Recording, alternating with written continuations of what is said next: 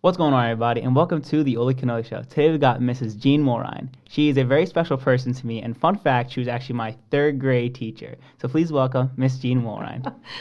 Hi. It's so great to be here. It really is a thrill, actually, to be here and see what a former student's up to. This is really cool and a new experience for me, too. No, of course. And I'm excited we can share this experience. And so tell me a little bit about yourself. Okay, well, I've been teaching at Tracy School, where you went to elementary school, for about 23 years. And I've taught first grade, second grade, third grade, that you were in third grade. And now I'm a reading specialist. I do small group reading. So, it's been a beautiful 23 years. That's awesome. Yeah, still loving it. Yeah. What would you say was like your favorite? Do you like more being a reading specialist, or did you like having your own classroom? Well, I loved having my own classroom. For a lot of years, I felt, that was kind of my heart and soul, was being in the classroom with a full group of students. And at one point in my career, about 8 years ago, one of the administrators had said to me, "Hey, I think you should do," it was called IST at the time, instructional support. And I really didn't want to, but he kind of insisted that I do it. And I did a lot of crying and, begging not to leave the classroom. But he said, if you feel the same way after 2 years, you can have your classroom back. So I just decided to give it a go, and it's been the best thing I ever did. I really love working with the ones that are struggling. So, And you also have, like, the personality for it, too, where, like, you're just so, like, patient and genuine. So it's super, like, it's like you had the right fit, but it's like, no, I really love the classroom. It's so fun. I love it so much. But you could have more impact somewhere else potentially. Yeah. I mean, after those 2 years, you decided, you're like, no, I'm staying. Yeah, no, I'm staying.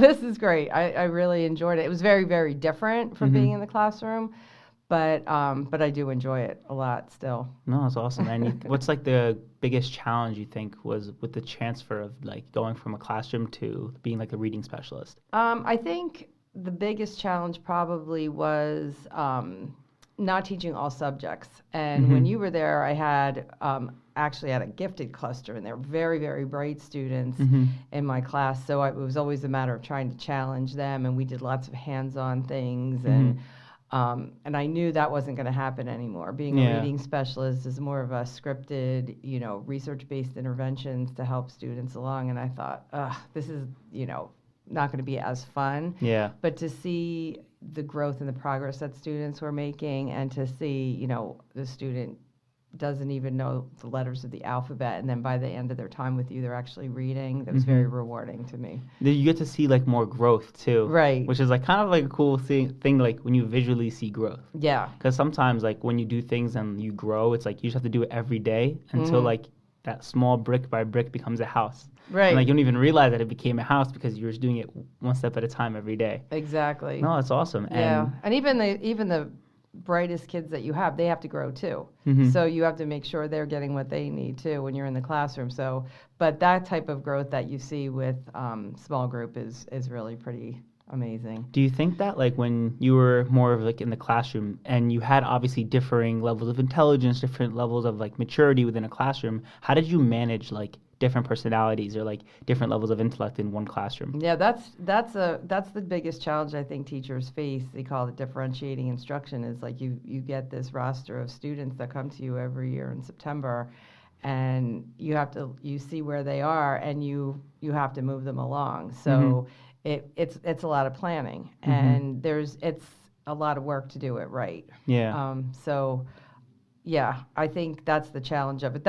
It's significantly easier now that I'm doing what I'm doing, but when I had you, it was a completely different situation. Yeah, it must have been pretty exciting because obviously when you're a student and you're a kid, you don't realize how much work a teacher puts in for like a classroom. Yeah. Because they have to do a lesson plan. They have to make sure like everything's set up and structured for everyone to learn this one topic. Right. How are we going to teach this one topic to these 25 students? Right. And as a kid, you're just sitting there like, raise your hand, talk, whatever. Like, you're not really thinking too much. Yeah. So, like, what is one of your, like, favorite things to teach to, like, a group of kids within the classroom? Back then, I really like to teach science, and I really like to teach math through hands-on activities. And I don't know if you remember, but we did like lots of cooking because it was like you could do measurement and you can do, steps in a process and all these kinds of things. And I thought kids really do like getting their hands on things. I think that's when learning really happens, is when you can attach that learning to an activity that you actually did. And so those were my favorite kinds of lessons. That's what I really looked forward to teaching. And I think now when I look at teachers today, they're really locked into a schedule of, just this much language arts time, this much math time, this much science. And science and social studies really gets kind of clipped to, maybe a 25-minute, 30-minute block. And I felt like, I remember back in the day, like sometimes I would spend the entire afternoon doing science. Like we'd read something from the textbook, then we would do an experiment, might take all afternoon. And you kind of had the freedom to do that. Now, not so much. You think that now there's more like a curriculum? Like it's like you have to follow this strict curriculum? For sure. Really? And a schedule. Like from 9 to 9:15, this is going to happen. From 9:15 to 10, this is going to happen. Because they're trying to fit in all kinds of services for students now. That I don't know how we did it before. I guess we just like whenever a child needed an extra service, they would just come and pull them out. Now it's kind of scheduled into these blocks of time, and I think it really is confining for teachers now. I don't know if I could work under those kinds of constraints in the classroom. Because like you tend to like want more freedom, where like you have that sense of like you said, like that play within learning, where it's like they're hands-on learning this one thing, like they're measuring this together, they're interacting with other students while working on a bigger project with a whole group of people. And then it's like, oh, we're all doing this thing, and then we all get to show off, or hey, look what I did. It's like this sense of like community learning. Yeah. And you think that's kind of like been pushed away from the school system? Yeah, I kind of feel like it has. I mean, I think there are still teachers that do hands-on. I'm getting a sense we have some new folks coming in that kind of understand that, and I think I have a sense that it's coming back. But, you can have a set of vocabulary terms that you're trying to teach in science, like, say, I don't know, like forces in motion, and you have like gravity, inertia and friction and gravity and all those kinds of things you want to teach kids. So you could give it to them, read the text, here's your study guide, fill it out the study guide, take it home, study it, test the next day, and everybody regurgitates all of it. But I think if you did, like we used to do that roller coaster thing, I remember like a marble thing too. We did like a marble exercise. So what does it teach you? Like gravity brings the marble down. Oh, it didn't get around the loop, so you need more, you just need more momentum. You just can teach all of that stuff through the activity, and now the kid can picture what those terms actually mean because they did that activity. Yeah. So I just feel that's really, really important. And especially with like me personally as a student, I remember like myself, like I wasn't very much like the reading learning student. I liked seeing things and then doing it myself. Right. Because like that's how I felt like I learned the best. And they called it like tactical learning, where it's like you're hands-on, you're moving things. And then like for me, like I like seeing things like visual, but also like when I make the visual real life. And like that helps me. But I know that nowadays, like I'm assuming with phones and technology, I almost feel like it could be getting shifted into something else. And do you kind of see a different shift with that? Or? Yeah, I mean, I see teachers using that as a tool, different types of technology, but it is still visual. And so I think it's probably okay, but I think the real power comes in when you're actually doing it yourself. When it's hands-on? Yeah, I think. I mean, I think most students learn the way you just described, with something tactical. So, but I think what teachers are using now in terms of technology can be as powerful. There's some pretty cool things that teachers are doing. I'm not as techie as the younger ones, but some of the stuff I watch, like we have a librarian right now who's just amazing, and she does a lot of stuff with coding, and the kids are using little robots and things, and they're writing code for their robot to follow. And I went in to observe for a little bit, and it was just incredible. The kids were just all over it. And kids that were behavior problems, like discipline problems, were completely engaged and doing everything they were supposed to be doing. So that was amazing to me. Because it kind of shows like when they're using something that's like new but engaging, but also like pushes their level, like their boundary a little bit. It's like they're so focused on like this new thing or this thing that's so interesting and cool that they forget to do something bad. They forget to be distracted. They forget to like be a nuisance. Exactly. You would have been all over this. and I'm telling you, it's amazing to see. Now, not that every teacher can be on like 20, the whole entire day with stuff like that, because but it is kind of, you do have to be kind of a performer. You have to keep kids engaged. I noticed that with coaching. Like I coach like kids from like probably 3 years old to like 16, 18 years old, and I've noticed that sometimes like the younger students, like the kids I'm coaching, obviously they're there and a lot of them are going there and they're mentally like, I'm here to play soccer, I'm here to play. Right. So they're in this mentality of like, I'm here to play, but then how do I make sure they keep that energy of play but also get better technically and like make them do work without them realizing they're working really hard. Right. Or it's like, oh, like whoever does this really well, I'll have 3 lines of kids, make them do this cone drill. That's like super boring, super monotonous. And even for someone like me watching, I'm like, this is boring to watch, but I know that this is going to make them better so much faster. Right. And like, I'm like, hey, like whatever group does it the best, they get to pick the punishment for the other groups. So then the kids like battle each other and they feel like, oh, I'm going to be really good so I can make Jackson do 10 burpees. Okay. And that kind of makes them get engaged in like punishing each other. Oh, that's hilarious. And it's like more fun for them, but also for me, it kind of like allows them to like push each other as like a team. Right. Because it's not like, especially soccer is like a team sport. So it's like not just you being the best at all you can be, but making everyone playing off the others. And do you find like different kids come in with different abilities, so you then have to kind of differentiate what you're doing too? And I think the trick is keeping them in the zone, right? We call it in teaching the zone of proximal development. It's like not too frustrating but challenging enough, and keeping them in the zone. So you probably find the same thing with coaching. And I kind of noticed that, like, especially with like nowadays with kids and like phones and stuff, me personally, like, I'm kind of like afraid to like even, and God willing, have a child in the future and like even have them near screens for like the first like 7-10 years of development, because I'm thinking I noticed the difference 100% in kids that have way too much screen time versus kids who come in and like I can almost tell they're playing outside a lot more because they're doing different things. The way they're acting, the way they're playing with others is way different. Right. And I kind of noticed that, and I kind of wanted to ask you, like, do you kind of see a difference in over the years from like how like the technology age might have shifted it, and do you think that there's a shift in how students act or like interact with others, or what do you think? Yeah, that's interesting because it seems to me that students now are a little less attentive, like they have shorter attention spans. And I thought, is that true, or does it just feel that way because I'm getting older and less patient maybe? But it just seems like it's really it's harder to keep kids engaged than it used to be. And yet, if they're doing any kind of screen time, if they're on their iPads, like the district definitely has iPads for everyone. It's very different than when you were there. And if you say, okay, it's time to go on the iPad, because we do different learning tools on the iPad and things, and the kids are like on it. They just want to be on that iPad. So I think it's interesting that they have the attention for that, but they don't have the attention for the face-to-face learning. So that's, unless it's super engaging, unless it's hands-on, right? Yeah. Then you see a difference. Because then, like a lecture style thing, they're probably sitting there like so bored. Right. And like I think I remember like talking to someone who I was just practicing with. I was practicing like soccer, and there's a kid who came who was in high school, and we had a similar teacher. And I asked, I was like, how do you like the class? He was like, oh, I kind of find it boring sometimes. I'm like, why? Because in my head, I was thinking in that class, I was actually really engaged. So I kind of wanted to know why he felt that way.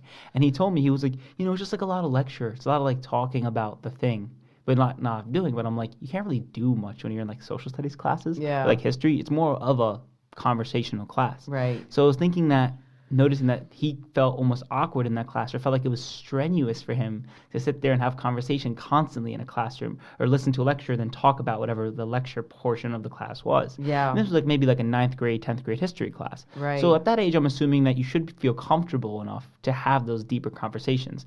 Why this? Why that? Raise your hand and be like, I think this. And kind of having debates within the classroom. Right. So in my head, I was thinking, is it because he himself just didn't like the class? Or is it because of that, like... He wasn't comfortable with... And even just that idea of listening for that long. Like, I mean, almost like stamina, endurance of listening that long without having something jazzy in front of you and something to keep you attentive, right? Because that's a skill, and people only have so much of that attention span, right, based on who you are. Yeah. So you might be right about that. I'm thinking maybe we did a lot more of that. Kids had to listen a little bit longer, maybe. I don't know. Now you're making me think about that, because I know the writing piece is unbelievable. You guys did so much more writing back then than I remember like the journals and the blue notebooks. notebooks. Yeah. Like that was a thing. I was just talking to another teacher about it. I used to have like that response journal. So if you wrote a page, I wrote a page back, blah, blah. And so you built that stamina. Now, if I can get 3 sentences out of a kid, it's a big deal. Even I did this after school program where it wasn't even just the real strugglers. There was just some, middle of the road kids. They did not want to write for me at all, even like 3 sentences. So. And what grade was this? This was 3rd grade, 4th graders. Really? Yeah. I remember 3rd grade writing like kind of like paragraphs. Yeah. Like small paragraphs. Oh yeah. I remember it wasn't like pulling teeth either. It was much easier to get writing out of that age group. So I don't know if it's just if that is like a media thing, like a screen time thing, or if kids are just getting better. And I don't even care if they know how to keystroke and they want to go ahead and type or something. Yeah, or even audio, anything like that is fine with me. But just getting kids to actually get their write thoughts things down. out and get thoughts out. That's kind of cool because I know like nowadays, like the older you get, they're more like self-help. Make sure you use a planner. Make sure you use a journal. Make sure you write down for people it's like manifestations and what things you want in life and write your goals down and all these things. Right. And like to me, like obviously it sounds like, it's good advice. I could probably follow that. And I do have a journal. I use a planner every day, like constantly to plan my day out, because if I don't, I'll forget something. Right. And I don't just throw things in my head and then expect myself to pull it out of my head. It's like you tend to forget things. Things happen all the time. There's so much things going on in real life. Oh yeah. That you can't just remember every single thing. Right. So writing it down helps you like remember it. Yeah. And it makes me think that in the future, our kids just gonna like throw things in their calendar on their phone or in their notes. But because there's so much going on in a phone, it's almost how there's so much going on in your brain. Right. So it's like it's not helping the same way. Like when you write it down, there's a physical word and a place where you see just that one thing. And it's so hard to get distracted looking at one blank sheet of paper. Right. But with your phone, you get notifications. I've turned notifications off my phone years ago. Like I don't get notifications besides like Gmail, like my email or like my text messages. That's it. Because how distracting is that? It's just bunch of red boxes popping up. And like you have to, and sometimes you'll pick up your phone to do something specific, and then you see this, you look at that, you forget why you even picked up the phone in the first place. 20 minutes in, you're like, I'm 20 minutes. I looked at like 5 videos, 3 text messages. I responded to 3 emails, and I'm just like, what was I supposed to do? I know. And you get this feeling, and that's us as adults. Then I wonder, like, as a child. And you know how new this is? Like, this is a new phenomenon. Like, this is just not.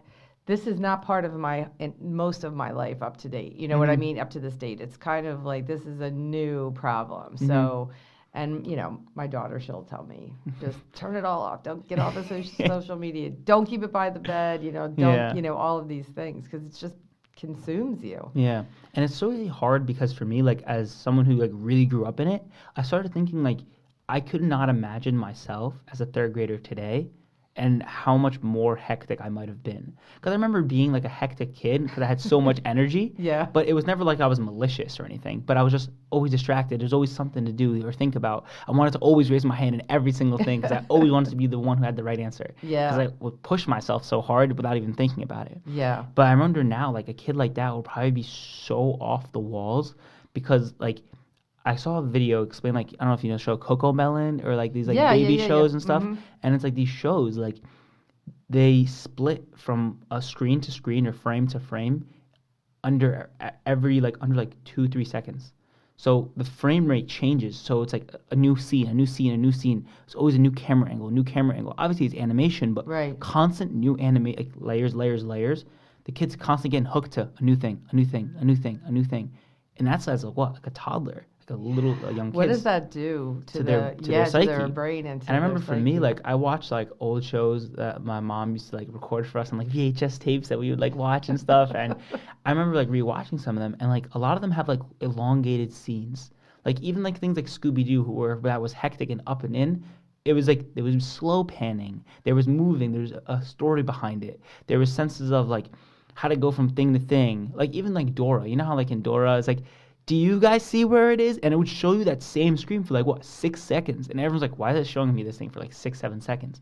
But I guarantee you now, in that if they did that same show, I guarantee it's like flash, flash, flash. That's interesting. I'm gonna have to pay attention to that now. And I started noticing that in like shows that I used to watch, like there's a lot more plot. It was slower. Right. And like I watched PBS. So I remember. I think what we used to watch. Yeah.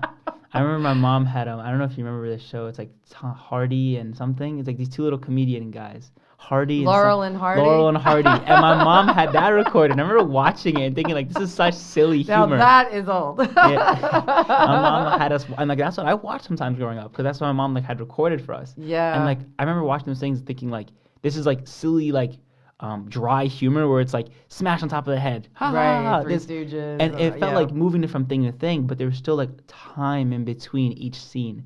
Now like I see like, and the thing is, it's the colors. Yeah. Like all these flashing colors moving left, right, up, down, and it's like, what does that do to their psyche? And right. that's maybe why like even kids might have a shorter attention span now. I wonder, because that's real. I'm going to really try to pay attention to that because I know when Sesame Street first came on, I was in 3rd grade when Sesame Street came on the air, and it wasn't just for preschoolers back then. It was just for school age kids, and they would flash those numbers like 1, 2, 3, 4, 5, 6, 7, but it would come really fast and like with all the psychedelic kind of colors around it. It was really cool, and they were saying this is not good for kids. This is not good for kids. That's interesting. Even back then they knew, so they slowed it down, and then they'd have. So they slowed it down after people came. Like there was a backlash. It was like rapid fire, the counting and the ABCs and everything, and the kids just thought it was the coolest thing.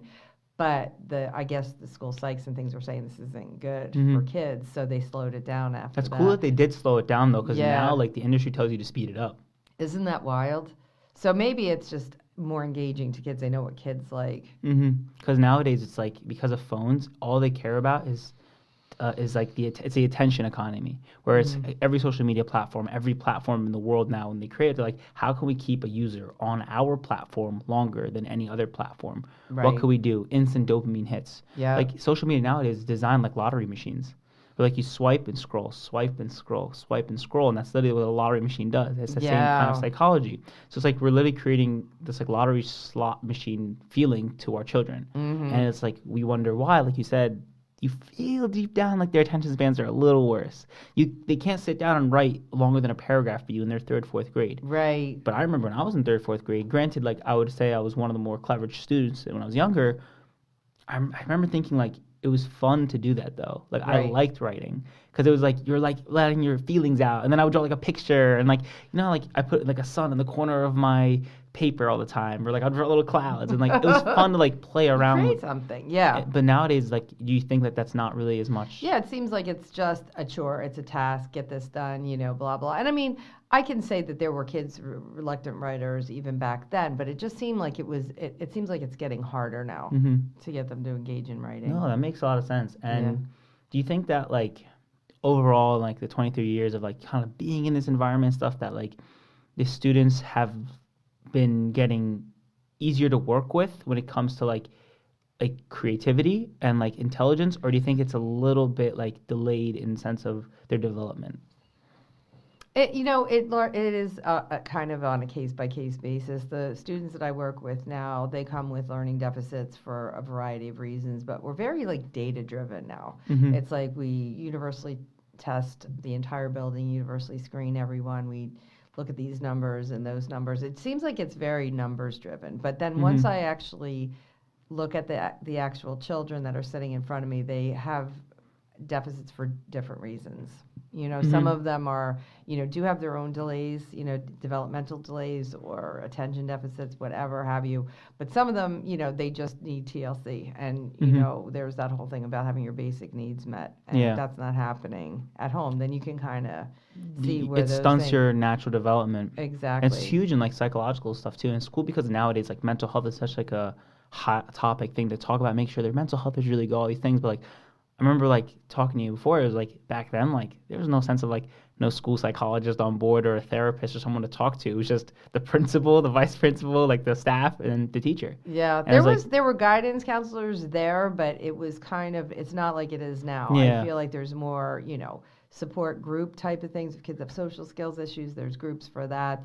We have school psych on board, counselors. We have different community services for kids that are struggling. And I think we're just like more tapped into kids' emotions too, like trying to figure out like why are they acting this way. I think back then it was kind of like we tried, our best to figure out why kids are acting this way, but I think we do a better job of that now than 20 years ago. That's awesome. I think that's like, again, like a credit to like more advancement, like realizing, okay, this could be a reason why this kid could feel struggle. And instead of like yelling at him or saying he's a bad student, okay, like there's a reason why they're acting this way. Right. They're obviously children. They're learning the world the way we used to learn the world. Right. So how could we adjust them into this thing? Right. And it's interesting you said like social skills too, because I remember like thinking like, I guess like with the coaching and like just talking to even younger students, and for me, even when I was a senior in college and seeing the freshmen, I kind of noticed that their social skills were nowhere near the seniors when I met them when I was a freshman. So when I would even see like the seniors when I was a freshman, I was like, these guys are so social. They're so adult-like. They're like so confident talking to each other and of new people, and it naturally rubbed off on me that I was naturally like that too. So to me, like I was talking to the seniors, the juniors, but then I watched how when I was like a senior and seeing how the freshmen and sophomores interact with the older students, they didn't really interact with them. They kind of stayed to their own circle. All of them like would talk to each other, and like they stayed really close within their own class and like the people younger than them because they kind of talked the same. They were socially more awkward. And even if it was minute, like you're saying, you have this intuitive feeling like it's a little bit weird. I noticed it when I would like see kids like not talking to someone through their phone, but they're in the same exact room.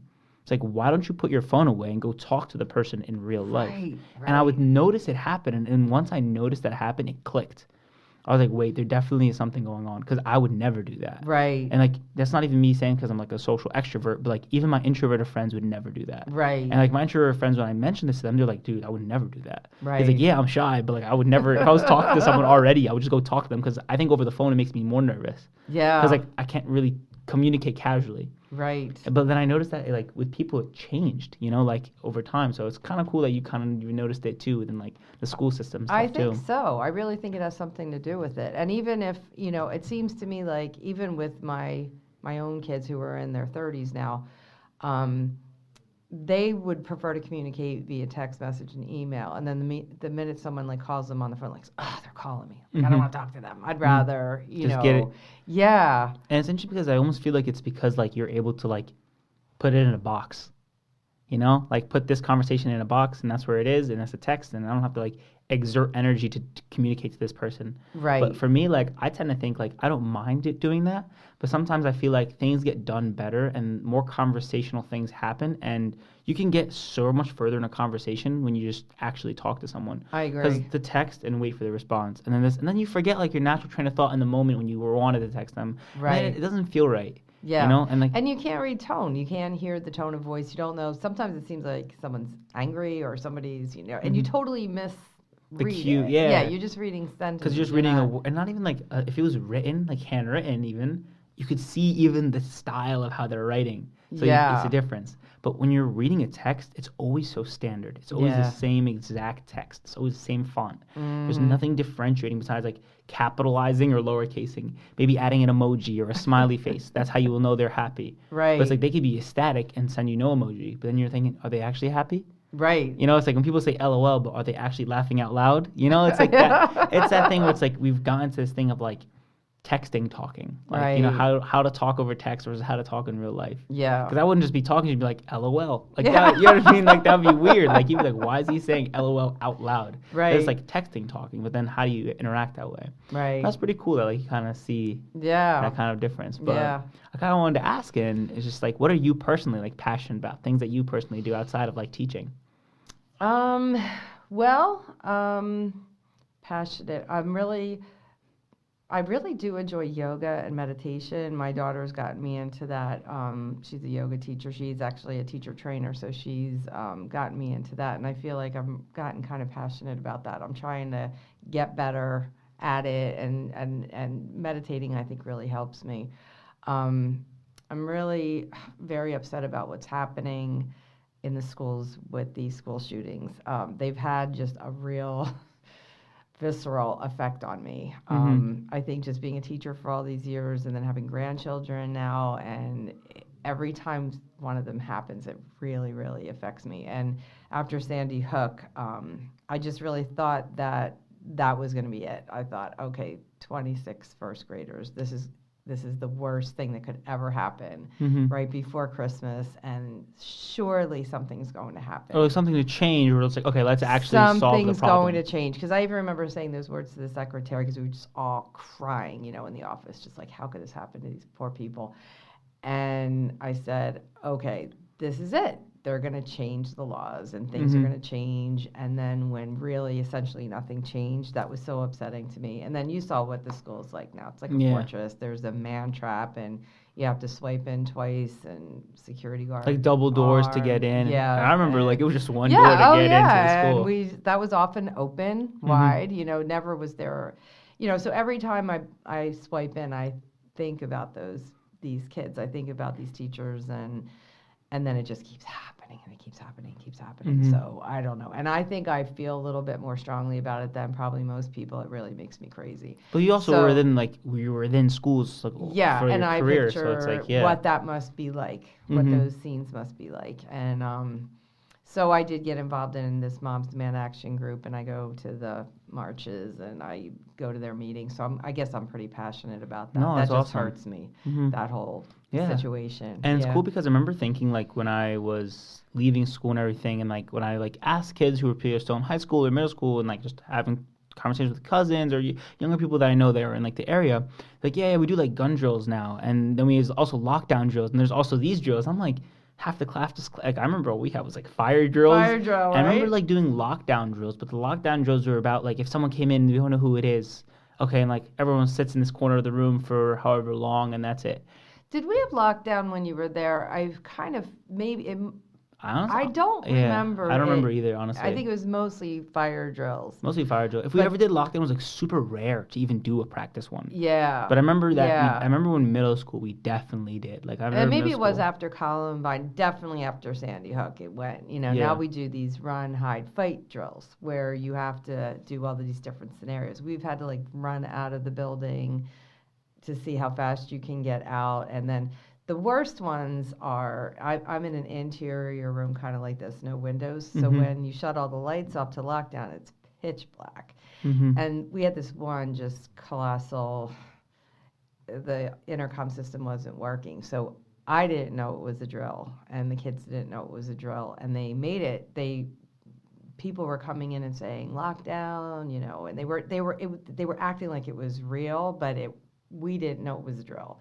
So you had that fear, you had that stress. And, I feel like if you don't know it's real, if you think it's real, you've experienced it, even if it didn't happen. Yeah, because you know what I mean? Yeah, because mentally it's the same exact fear that you would have had if it was real, because your heart rate's way up. Right. Your brain is only telling you it's real, it's real. It's like living your life in anxiety. It's the anxiety makes it real. It's for example, people don't, it's say, I'm drowning. You feel as if you're drowning, even though your foot can touch the floor. Right. But you don't realize it because all you're focused on is the mental part of, I'm drowning. Right. So it's same thing of living in that moment. So even that. Oh, it was horrendous. And then I had some, I think it was fourth graders with me, maybe 5 fourth graders.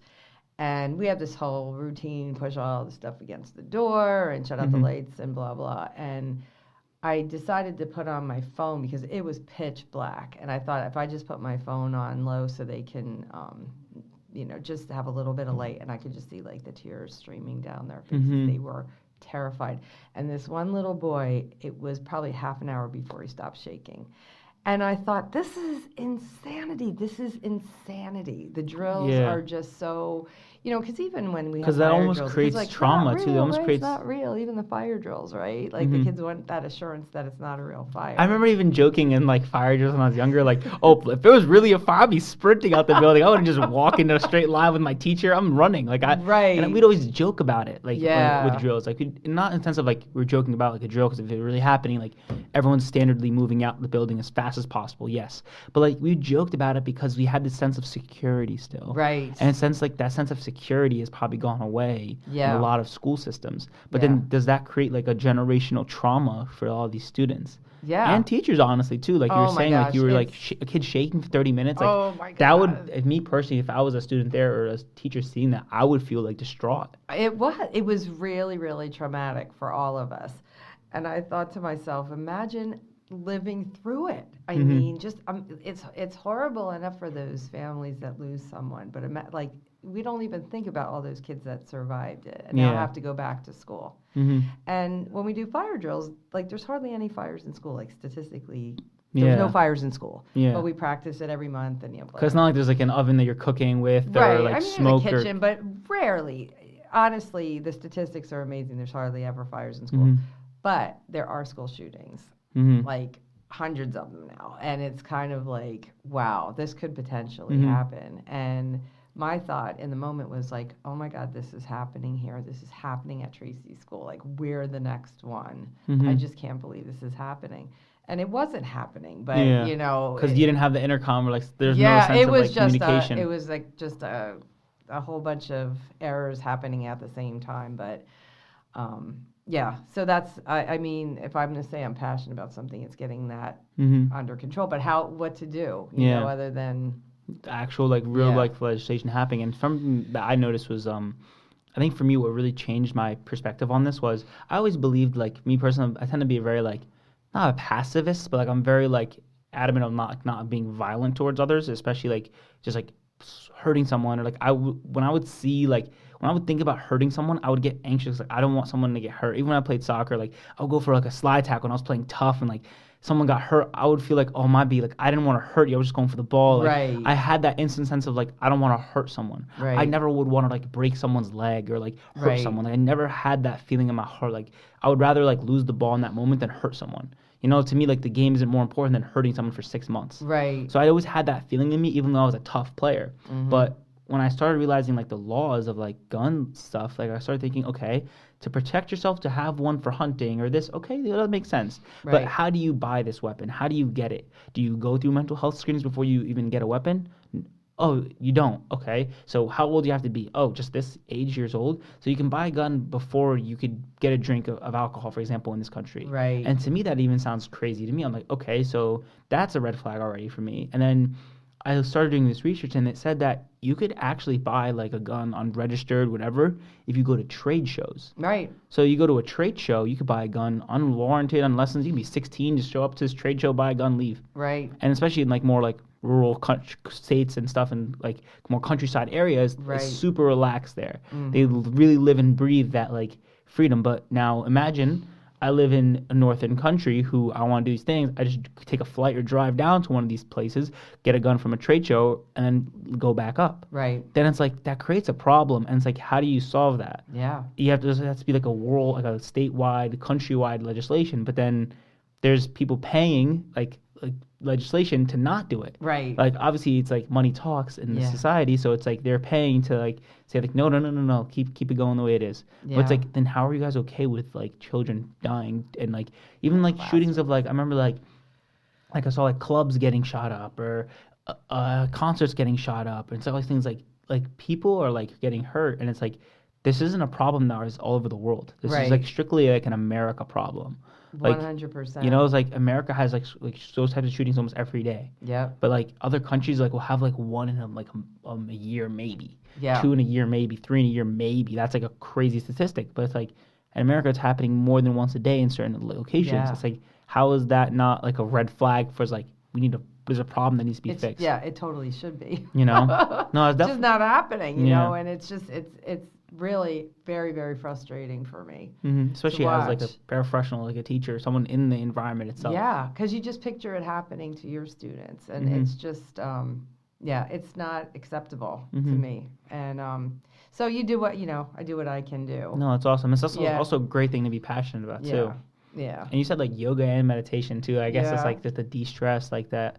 I've even been practicing grounding. So it's like when you put your feet in the grass and like making sure like you're one with nature and like connecting. It's like people go like tree huggers, you know? But it's like it's important to be one with our nature. It's like, because then like you see the sky, you hear the birds, like your feet are in the grass. It's like the same feeling you get when like you go to the beach and like your feet are in the sand, the sun's kissing your face, like you feel that sense of like peace, relaxation, and that's Right. why, because you're one with earth, you're one with the Right. connection. And like, I saw a study, it says like if you ground for like 30 minutes a day, like inflammation in your body goes down, because like we're electrical beings. Yeah. We have energy within us. So to be connected to the earth, which is a high energy thing, Yeah. it's like it heals you. And it's like 100%. so it's kind of cool to think like how it all lines up together. Yeah. So It's but the truth. I find that too. I do sometimes take a walk after school, like along the Bushkill Creek there.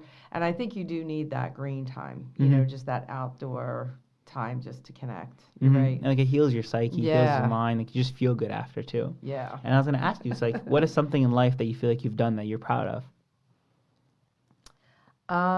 Well, I started cooking at the shelter at Safe Harbor years ago.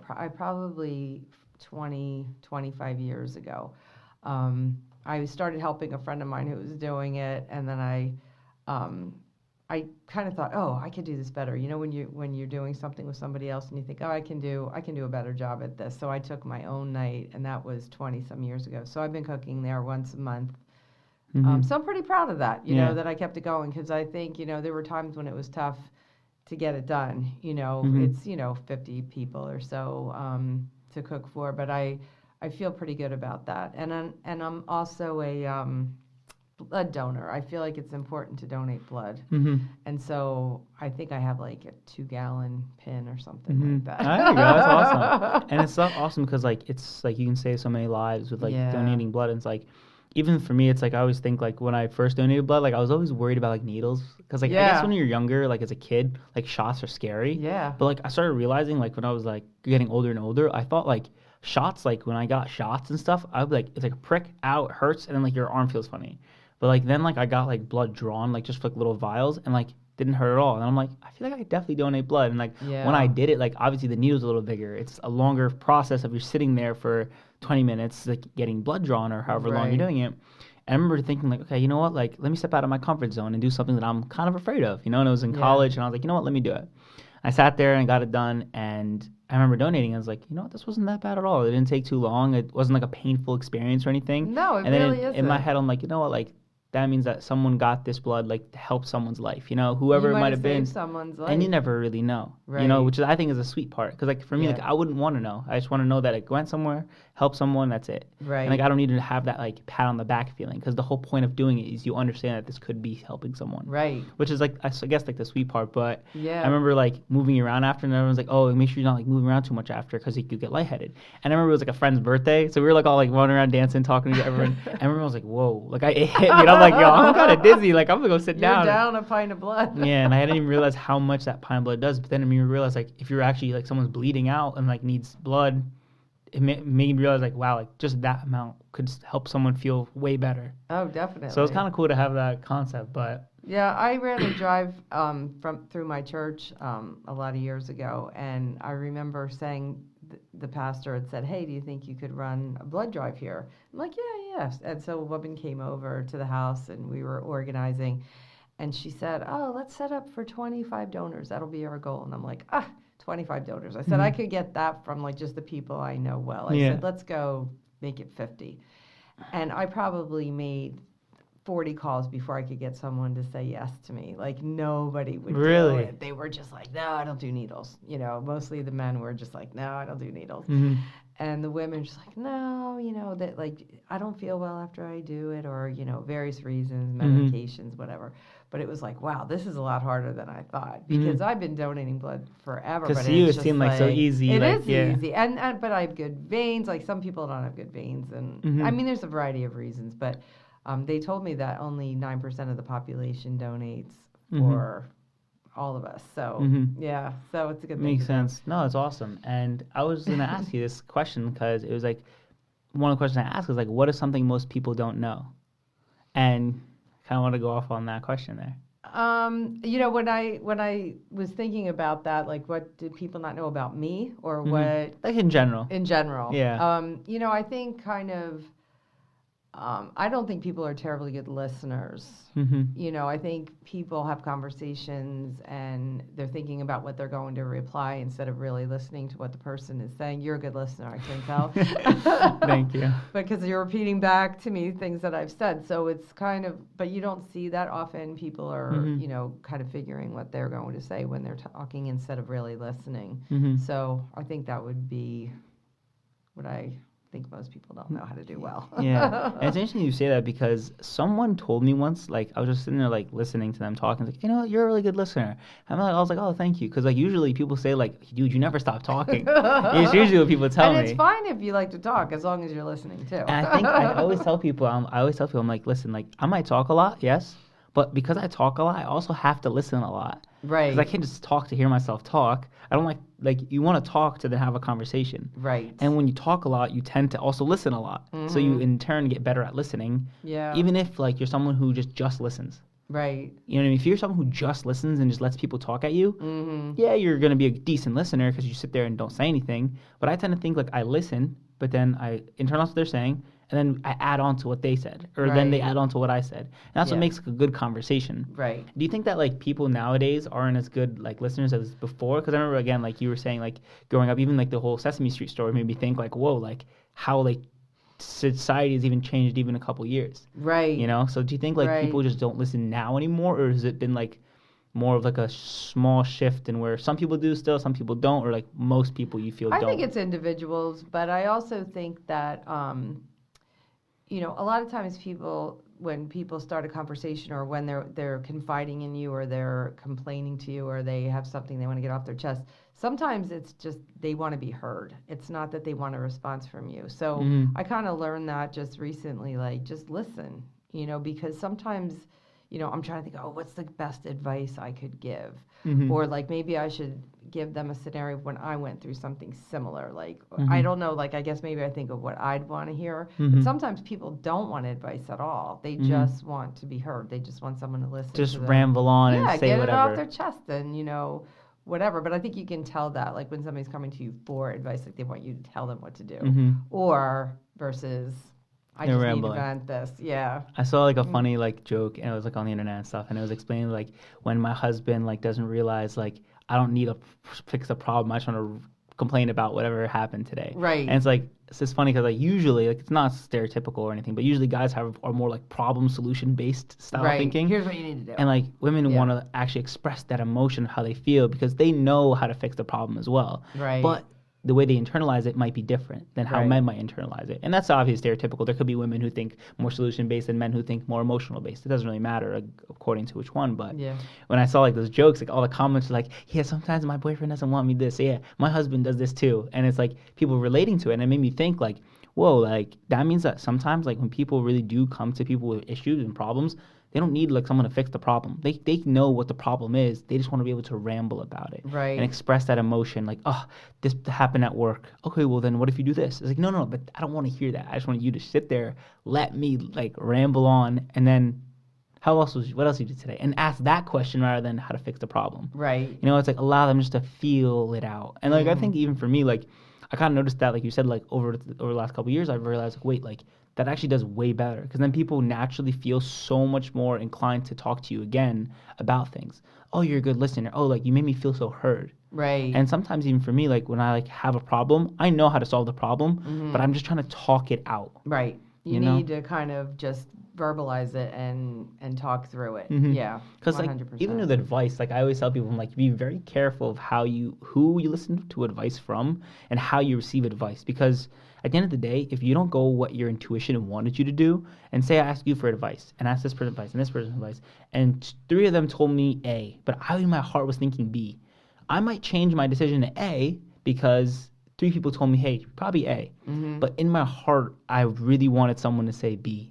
So sometimes I'm just asking for advice for someone to validate what I wanted to already do. So it's like, so no matter what people tell you, it's like you have to go with your decision. Because that's how you're going to A, learn the most, B, be the most yourself too, and then keep following that intuitive clock that you naturally have. Because we all kind of have it, you know? It's like just follow your instinct, follow that instinct. And nowadays people don't do that enough because there's so much of that let me put this picture of this dress in a group chat with all my girlfriends. Oh, what do you girls think? Oh, love it, love it, love it. But it's like they're just saying that because they're being friendly. They love you. Oh, you look great, you look great. What about this? Da, da, da. But it's like deep down, you're like, you felt like you didn't really like it. You wanted someone to be honest with you. Yeah. But like everyone was being friendly. Yeah. It's like, how do you, so it's when you get advice, it's like you really can only really take your own advice at some point. That's true. That's very true. I agree with you there. You know? Yeah. And I mean, and you ask advice of people that you trust and that you value their opinion or whatever it is. But at the same time, you kind of know what it is you want to do. What you want to do. I always have anyway. And I would even say, like, nowadays, like, with phones and stuff, like I was like, using that example, like, people tend to, like, ask, like, social media even for advice. Or, like, do polls and, like, oh, what do you guys think? Like, they'll ask, like, this large following of people. It's like, you're going to ask all these people and get, like, varying answers. But, like, at the end of the day, like, you know what you want. Right. You know, not 100 people from the internet are going to tell you. Yeah. You know?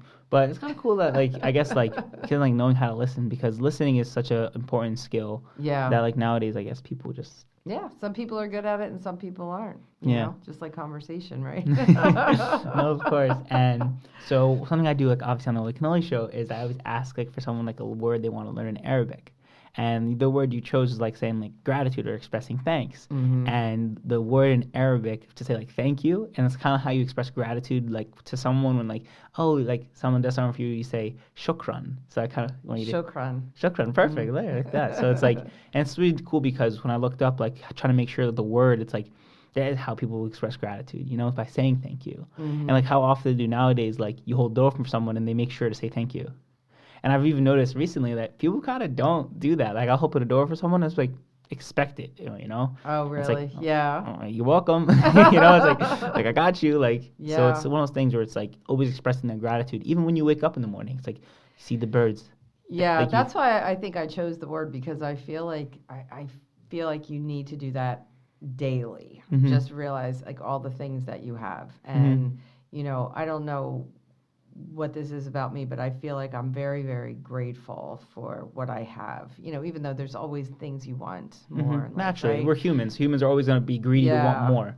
But I wonder, you know, if it was, you know, I don't know about how this all works, if there are past lives or whatever, but somehow I feel like I must have been desperately hungry at some point in my life, like impoverished, because I always appreciate food. For some reason, it's like very grateful that I have food. Like, to me, it just feels like you need to like kind of make a mental list of all the things that you're grateful for every day. And so gratitude's an important word to me. And it's cool because even with like, I would say, even say like religious reasons and stuff, for me, like really helped me gain a lot of like my discipline and stuff, was that like, there's a saying, it's like, if you're grateful for like the shelter you have, the food you have, the shelter over your head, and like water and like your good health, then that's it. You have everything. Yeah. Like, that's all you need. Right. And when you start having that ideology and that mental state, you start realizing how much more to be grateful for. I have 10 fingers. I have 10 toes.